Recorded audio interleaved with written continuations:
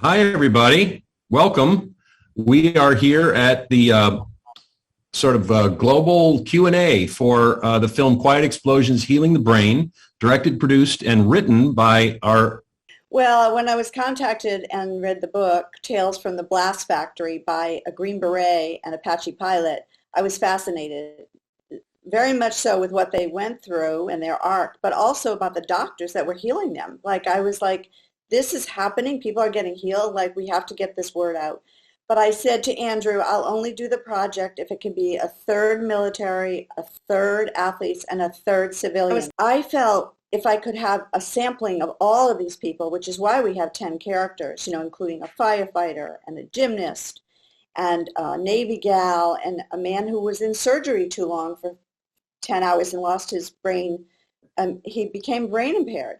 So to me, it felt like we had to do the whole universe, like everyone, because it involves so many people. And this truly is a silent illness. A lot of people don't get diagnosed properly for many years, and that's why they suffer so much.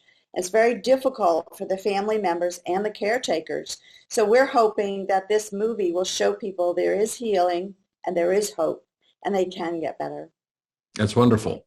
You've made many documentaries in your career, and I'm curious, what is it that obviously there's fate and chance and inspiration involved, but you personally, what do you look for in a documentary when you sit down and decide you're going to commit a big chunk of your life and your heart and soul to these projects? What's that process like for you? It's very interesting. I have to make sure that whatever I'm going to do is going to positively influence society in some way. I only want to work on projects that have an ending that gives people a way out of a tunnel or something that makes them happier, healthier, having a better life. I just want to inspire people to have a better life and to find joy in every day.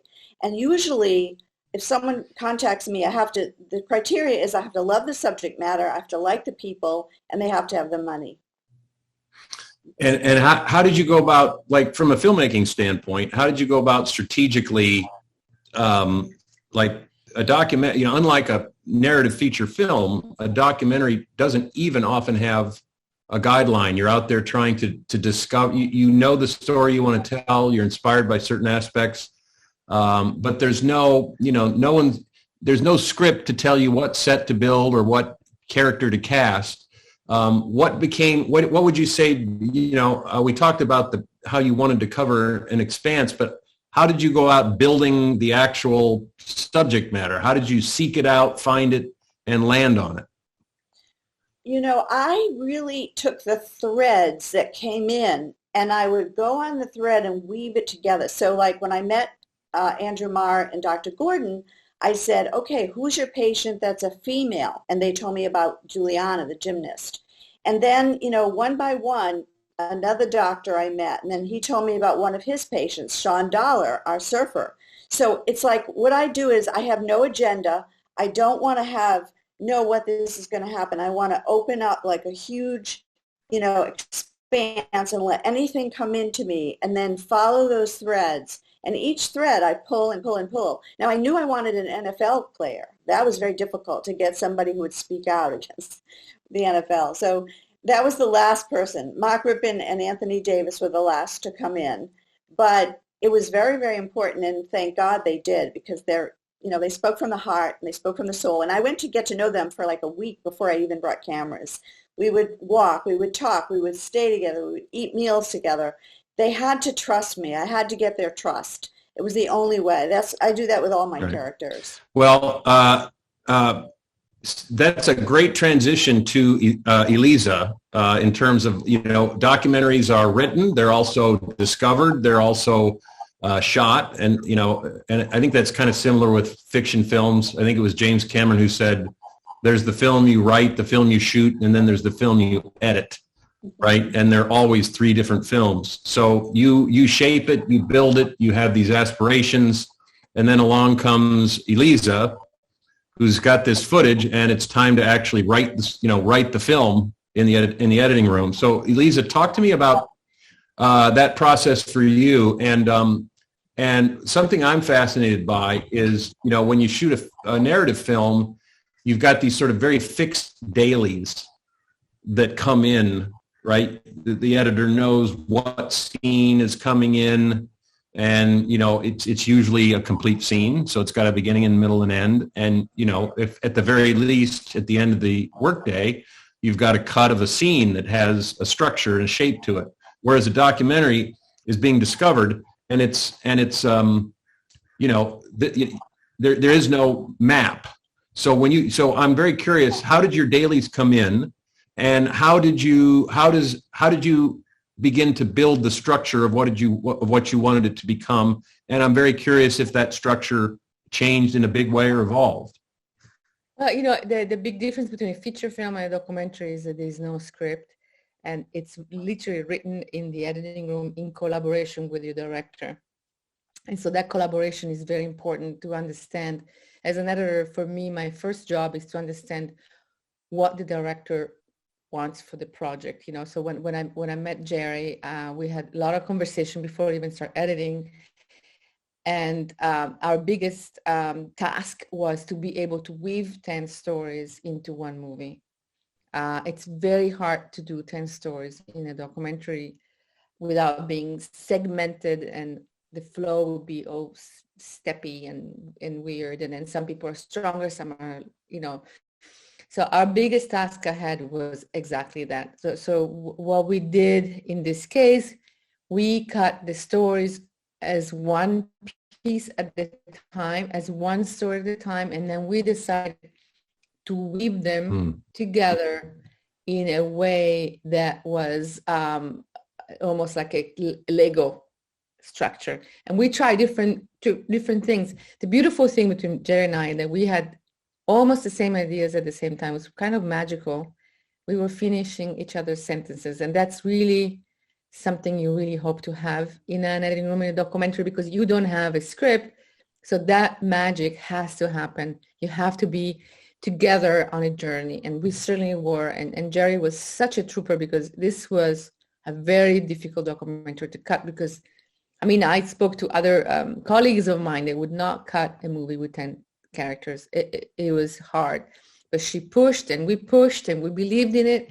And we really believe in the fact, like she said at the beginning, that we wanted to have different walk of lives to understand that trauma really, affects everybody sort of in the same way. For me, particularly, my big discovery was the emotional trauma has the same impact in the brain as physical trauma. So inflammation actually occurs in somebody's brain, even through emotional trauma. That was amazing. So to weave all that was interesting. So for us, every project has a different process, because it's not, every project has a different task.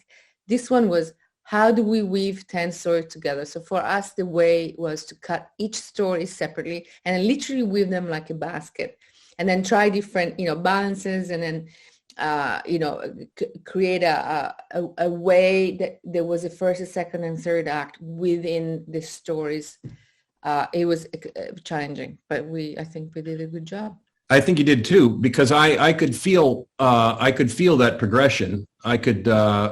I remember feeling as though someone would disappear for a while, and then the subject would change, and a person I had met would reappear to have something to say about it. And I would have I'd be very familiar with that person. I'd feel like, I know that person. And so when they chimed in again, I felt like I had been properly introduced. But then I also noticed that the third act of the documentary really does serve as a beautiful third act to each of their individual human stories. And I wonder, it's interesting to hear you say that you kind of worked on their stories individually. That makes a lot of sense to me, because then you kind of know what you have to work with inside each human being's story. And once you're familiar with that, then as you tackle the whole thing, you sort of instinctively know what each person can bring to each segment of the documentary.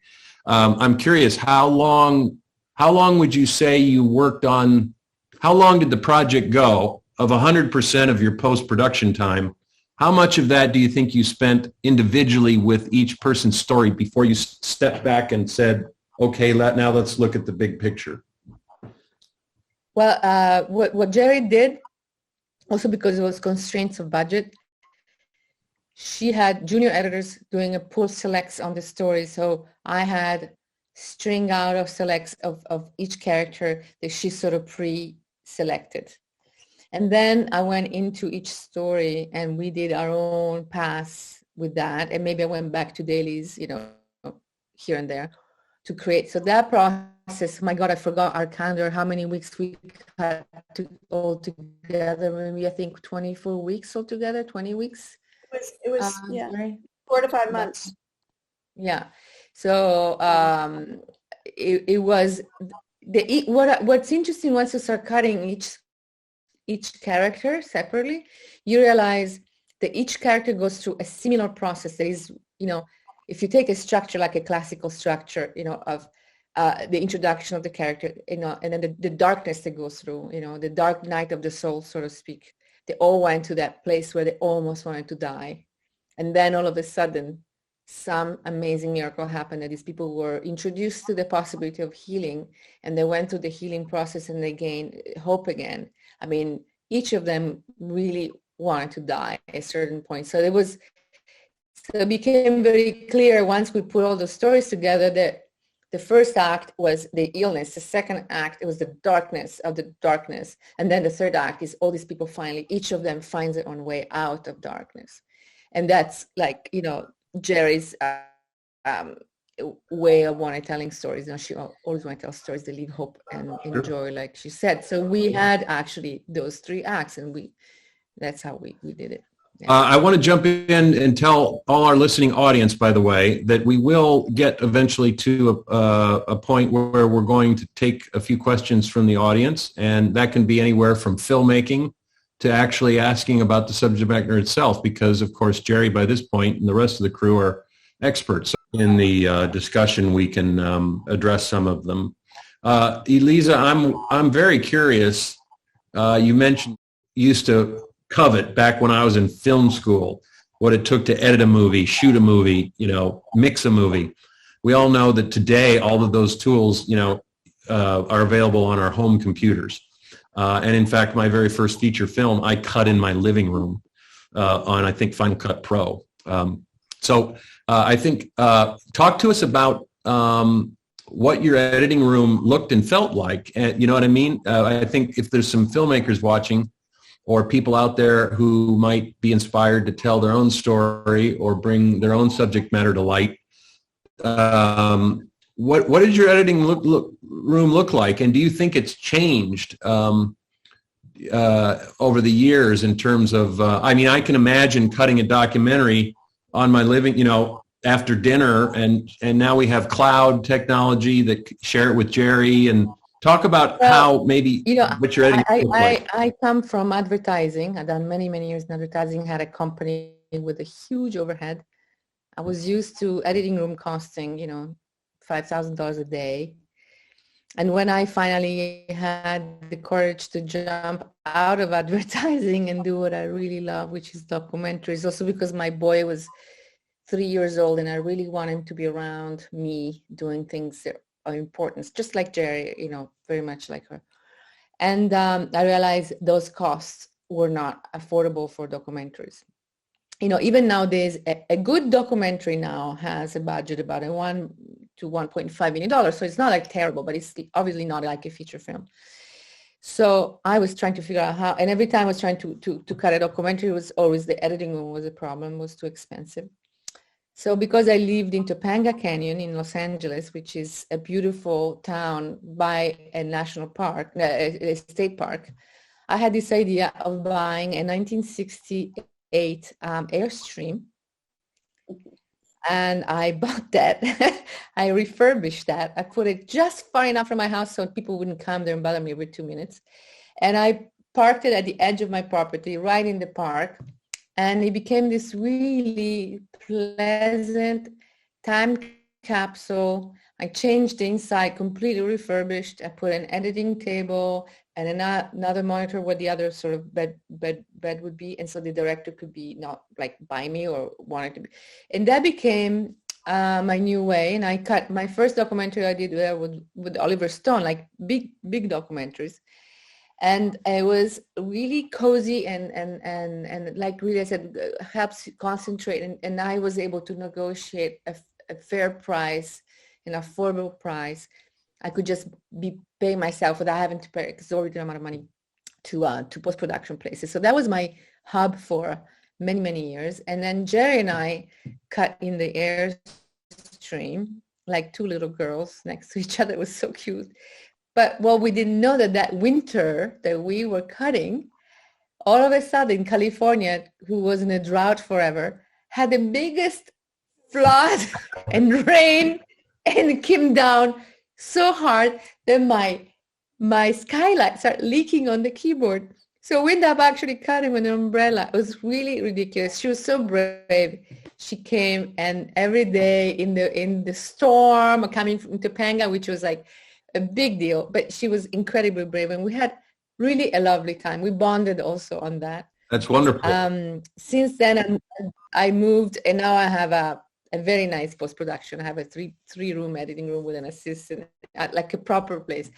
But and then I can also afford, so the whole point of documentary is like you can, there's decent documentary now for post-production, but it's not at the level of a feature film yet. Maybe one day, documentaries are making more and more money these days. I mean, a couple of years ago, they made, $20 million.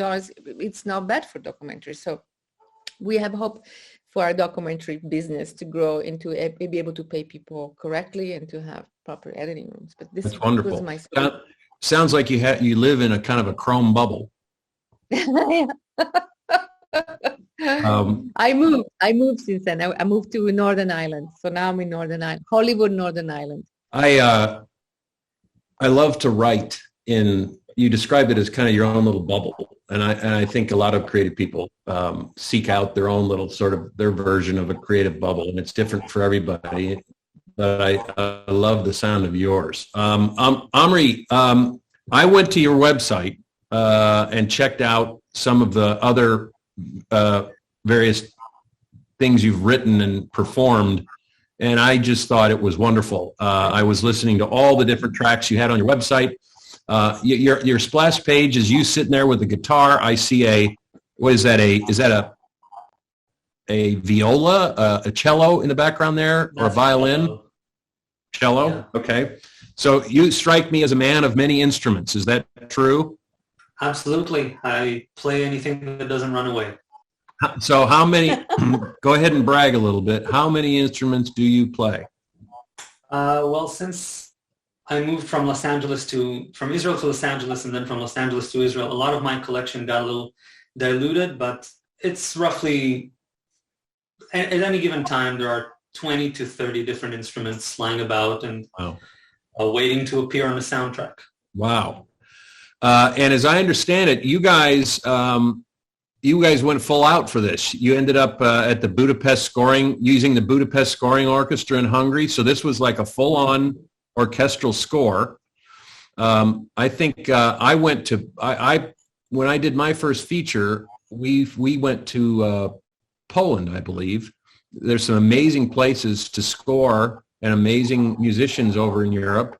Wonderful. Yeah. Talk to me a little bit about, well, let's back up a step. Let's talk creative here. So you get, I talked to Jerry a little bit, and I understand you got a movie that was sort of temp scored, as they often are, with all kinds of like wonderful temp music.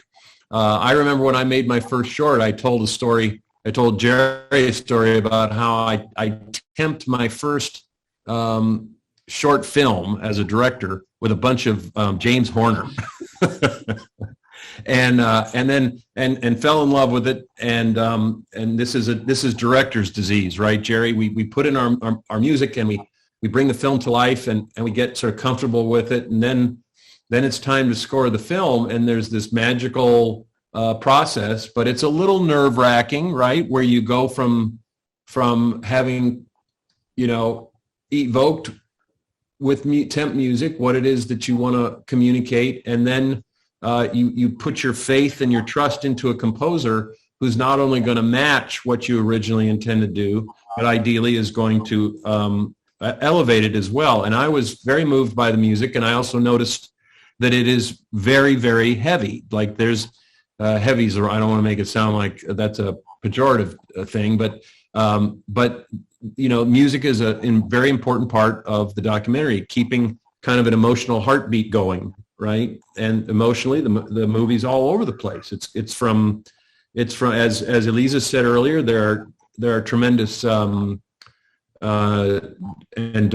darker points in the story for these people, and then ultimately, you know, becomes very inspiring. And so, on the other hand, I also know as a director that, you know, scoring one-on-one, like being on the nose with the score, happy, sad, you know, that's you know, you don't want to get too literal or too square with the music either. And if you've got an emotional climax coming, you don't want to expend all of your emotional energy too early, right? Or you don't have anywhere to take your audience at the end of the piece, right? So you get the cut from Jerry with the temp music. Talk to us about what your impressions were, what you thought the challenges were, and how you went about sort of bringing, you know, elevating it for Jerry in the way that you did. Well, I thought my first impression was that the film is phenomenal, and there's a lot of really intense emotional content to work with. And the film was temped mostly with Alexander Desplat's music, which is phenomenal. And the first challenge that was present sort of from the first conversation I had with Jerry was that, you know, we had a decent indie film budget. It was a really great budget for what it was. But right from the first conversation, I knew that Jerry wanted it to sound sort of to scale with the temp score, which of course was Desplat, which was mostly recorded with the London Symphony Orchestra. And we sort of thought about how we're going to do that.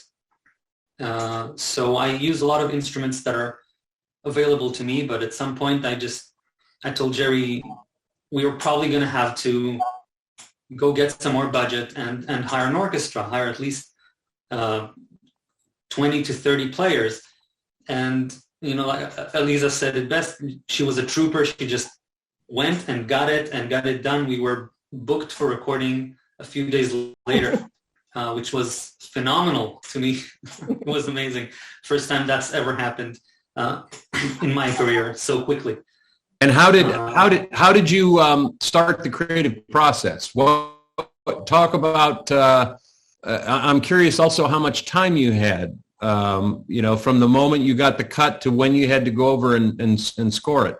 We had, from the moment I got the locked cut and the green light, we had 3 weeks. Wow. And when we settled on recording, we added 2 more weeks to the timetable to prepare.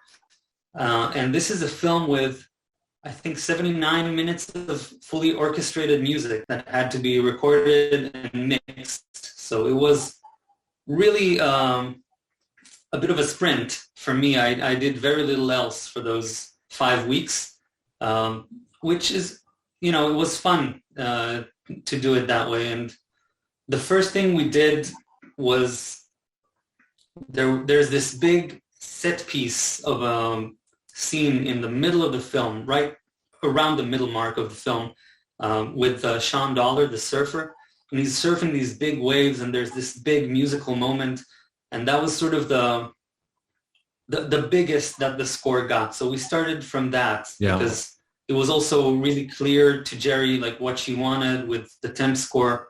So we started with that scene, and that sort of gave us the scale of how much lower and how much higher we want to go with the other pieces.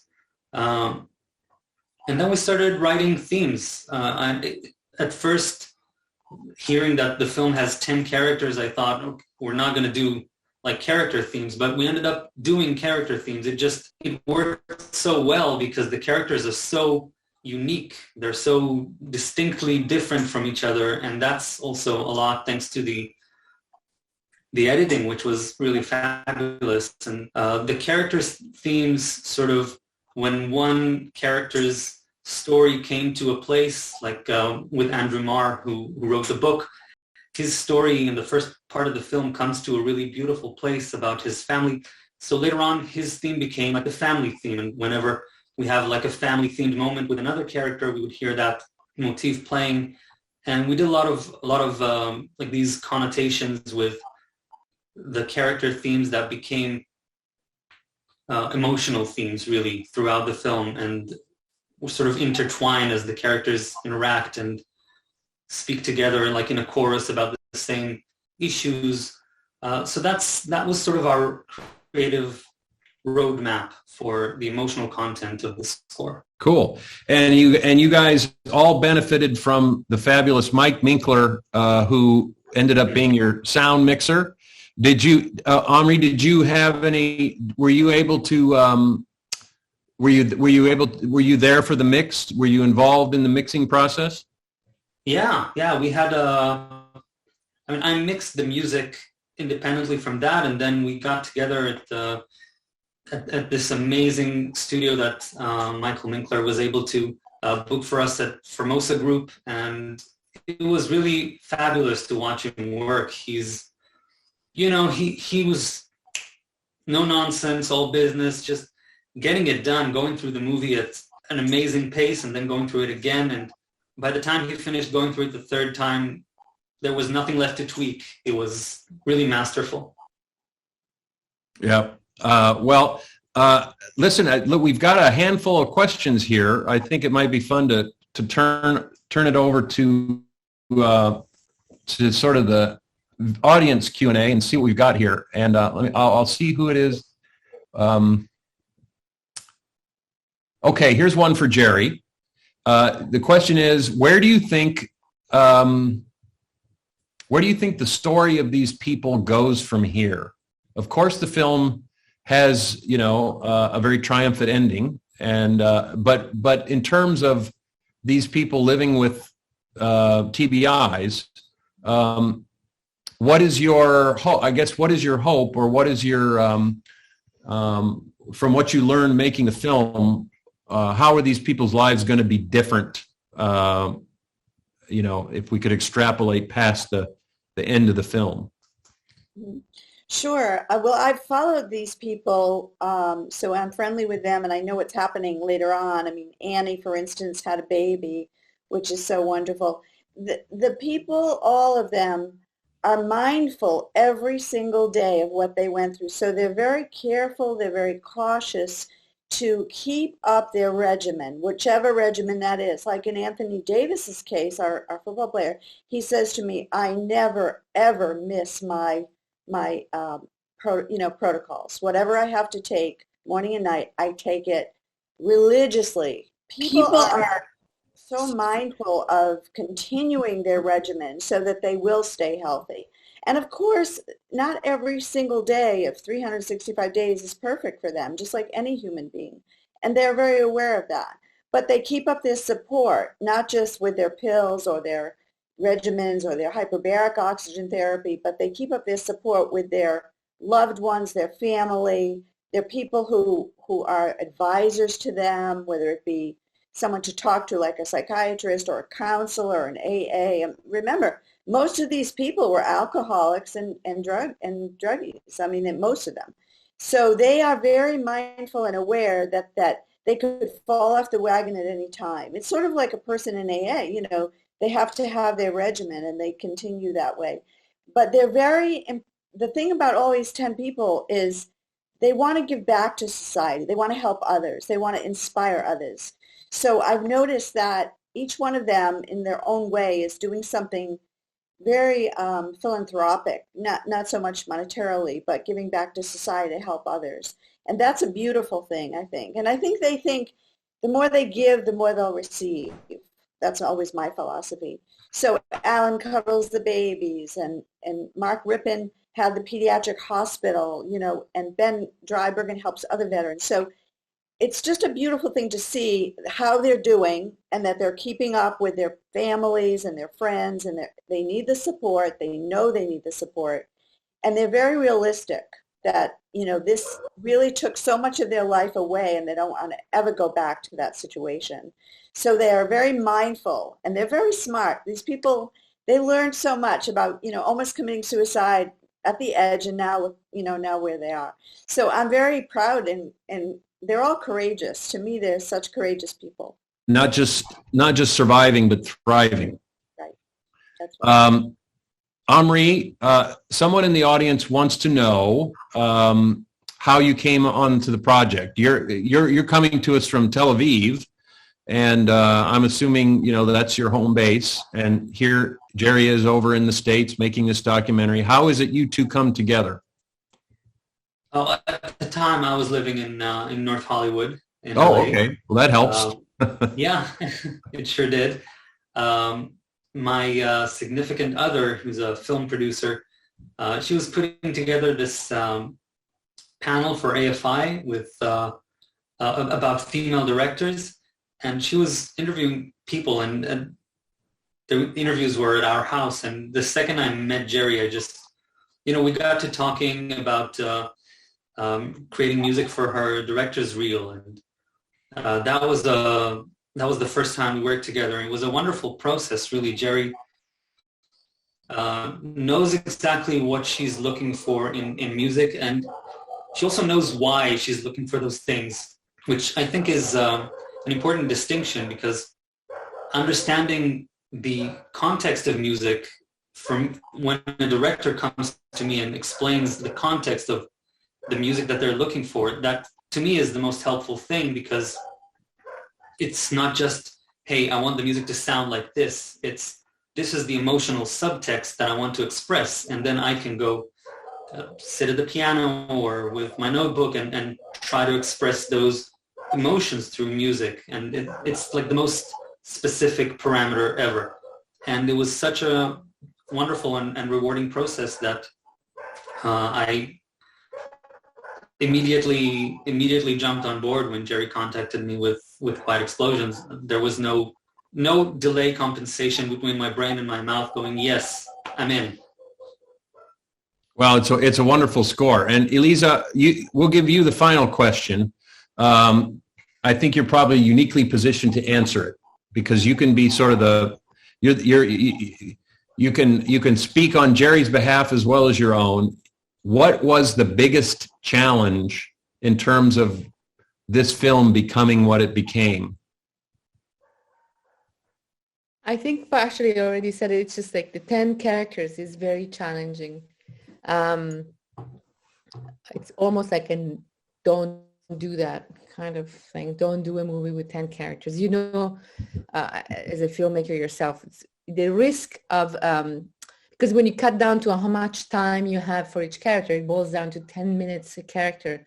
And how do you make people feel close enough to those characters to care for them enough in 10 minutes? So that was the dangers we were running into, creating a bunch of stories nobody. But like I said, in the discovery, and so I said to Jerry, let's cut all of them, but maybe we'll end up having 5 instead. So we stay very fluid in that sense, not just see what works, but actually, as we're cutting all the stories, we realized it was really one story. It was the same story for each of them, and so with different variation of the thing. So we felt we could venture into actually keeping all these people in the story and feel for them, because they all went through a variation of the same experience. The same experience. Choral movies of many characters are complex and risky. That was a big risk we were running, that we would make something not really in depth, but I think we didn't. Yeah. I think we did okay. I can empathize with that. I've never made a documentary, but I do know that the broader that the characters, the more characters' stories you're serving, and the less footprint they have, the less time you have to connect them with the audience and take them somewhere. And I can understand that completely. But I think, like you said, it's because it's all the same story. They're all living the same experience. The film, the structure of the film so there's sort of an overtone, right? There's the stories of each individual people, but at a certain point, all of their stories sort of add up to one larger sort of. Right. You, You're frozen, Aaron, for like 1 minute. No, 30 seconds. oh, okay. Wow. Okay. Sorry about that, everyone. Basically, I was agreeing with you in terms of how difficult the multiple characters are, but I think they all had an overtone. They all added up to a larger idea that really kind of carried the film emotionally to its climax. For me, the biggest discovery was to actually, as every time I cut a movie, I discover something new and that changes my life in some ways. To discover that emotional trauma actually leaves a signature in your brain as if you were hit in your head with a bat. I thought that was extraordinary. Jerry, we'll finish up with you, and I'll ask you, what kind of feedback have you had on how the film has impacted the people who've seen it? Have you begun to see people respond to it? I know probably within your circle they have, but has the film started to connect to people out there and do its thing in terms of what it was designed to do? And what's that been like for you? Has the film actually started to do its thing, the reason it was made? It certainly has, in such an unbelievable way. I mean, I get calls and texts and emails from all over the world, including Taipei, Taiwan, and Geneva, Canada, of course, and Paris. And these are strangers. These are people who reach out and say, is this Jerri Sher? I just want you to know that you just saved my life. I was going to kill myself, and I saw your movie, and I know now I can stay in life. I can live, and there's hope. And I'm amazed that I get this happening all the time. Just 2-3 days ago, I got an email from a man in Pennsylvania, and he titled it Hail Mary. He said, I saw this film, and you probably won't answer me, but I want to reach out to you because my son was attacked on college campus, and he had a tremendous TBI, and he's falling off the rails here, and I don't know what to do, and you're my last hope. And I wrote right back to him, and it turns out on a resource page on quietexplosions.com website, we have all the doctors listed, and Dr. Gordon has trained people all over the country, and sure enough, there's a doctor in Pennsylvania for this man, for his son. So it's an amazing feeling. I mean, it's great to know that we're Oscar qualified, but it's more amazing to know that we're helping so many people around the world and their families. There was a guy in Texas. We were just in Austin, Texas last week at the Capitol building, and we showed the film. We had a Q&A with one of the House of Representatives, and a man stood up after, and he said, he was some big military guy. He said, this is exactly what I'm going through. And he was like in tears. He was like, my wife has put up with this. I don't know. I didn't even know there was any answers. But now after I hear you and see this film, I know there are answers. He then went to some people at Fort Hood and said, you have to show this movie at Fort Hood, which they have 190,000 families involved. So we are definitely making a difference. It's streaming on platforms, Amazon and Hulu and iTunes and Google Play, so that everyone in the world can share it with their loved ones, their friends, their colleagues. Everybody knows somebody who's had an issue with their brain. After all, we all have a brain. We all want to take care of it and have good brain health, just like you have, take care of your teeth or you take care of your bones. So I am just feeling so positive that the film is making a dent. And through these excellent, fabulous people that I got to work with, my life has been enhanced 100-fold. And we're also up for the Oscar for Music Score because of OMRI's fantastic music. So next week, if anyone's in New York, there's going to be a 62-foot-high billboard for Quiet Explosions in Times Square. Wow. Tell everyone to go see it. It's going to be phenomenal. I'll be there for a week. I'm going to be doing a master class for film students, and they're going to come to Times Square and do a photo shoot there. And we're going to be filming showing the film at the Explorers Club. And And we're really trying to get this film to everyone in the world. That's wonderful. And in that sense, Elisa, what's next for you? Right now, I'm editing a documentary on deep sea mining, which is a huge topic. We have to do something for our climate change. It's kind of urgent, but maybe going down to the deep sea and extract minerals and destroy the bottom of the ocean, which is one of the most important part of our planet that cools us off and absorbs CO2, might be a terrible, terrible thing that it's unreversible. So we're making a documentary about that. And it's cool. Very, very interesting. Cool. And Omri, you're kind of wrapped up in this film and the award season, but what's next for you? What's on your horizon? On my immediate horizon, in 5 days, I'll be going back to Budapest Scoring Orchestra to record another feature film soundtrack that we just finished writing. I say we, it's me and my team, but I basically just finished writing it last week. So that's got my full range of attention right now. All right. Well, it sounds like you guys are doing terrific. And again, I wanted to thank you all, not just for being here today, but for making such I think, an important film. It's nice to put beautiful things and out in the world.